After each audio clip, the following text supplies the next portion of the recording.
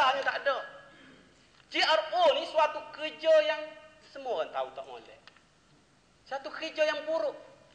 Maka orang yang membuat tuduhan ini juga perangai dia buruk. Adakah wanita-wanita Islam di Kelantan rela diri mereka difitnah? Ya ayyuhalladzina amanu jtanibu katsiran minadh-dhann inna ba'dadh-dhanni ismun. Wahai orang-orang yang beriman, hendaklah kamu jauhi kebanyakan daripada sangkaan jahat. Kerana sebahagian daripada sangkaan jahat itu adalah dosa. Dosa. Walaupun orang yang buat kenyataan ini menyatakan bahawa dia terima maklumat dalam suatu mesyuarat. Maklumat tak ada statistik. Tak ada kajian daripada pihak yang berwibawa. Maklumat ni tak boleh diterima. In ja'akum fasikum binaba'in fatabayyanu. Bila orang fasik bawa berita, kena cek dulu. Dalam qiraat lain, fatatabbatu, kena cek dulu. Tadi lepas tu pimpinan UMNO kena peka. Ni penasihat MPK ni UMNO juga. Macam mana buat tuduhan? Dan kita harap supaya wanita jangan sokong UMNO. UMNO ni pemimpin dia fitnah macam-macam. Macam-macam tuduhan. Tak masuk akal. Saya tak tahulah perangkaian pihak polis, tak ada. Kebajikan masyarakat, tak ada. Saya tak tahu, takut orang buat kenyataan itu menjadi pelanggan kepada GRO ini. Dan sepanjang masa dia menjadi pelanggan, dibilang-bilang 13,000 dilangani oleh orang yang buat kenyataan ini. Boleh jadi. Saya tak ada masa. Bukan masalah prasangka buruk.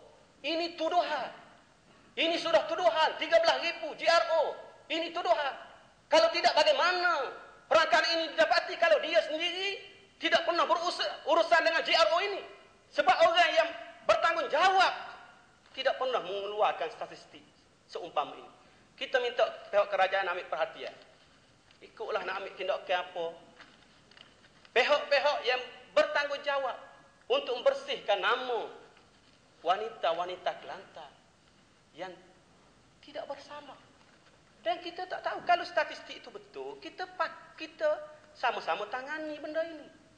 Dan persoalannya macam mana pusat karaoke ni sampai boleh wujud berapa belah ni? 6,000 di Lembah Kelang. Lembah Kelang ni siapa dia? Meretah bah tu.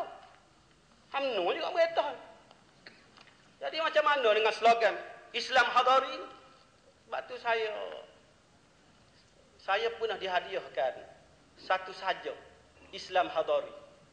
Saya minta kebenaran nak baca saja Islam Hadari.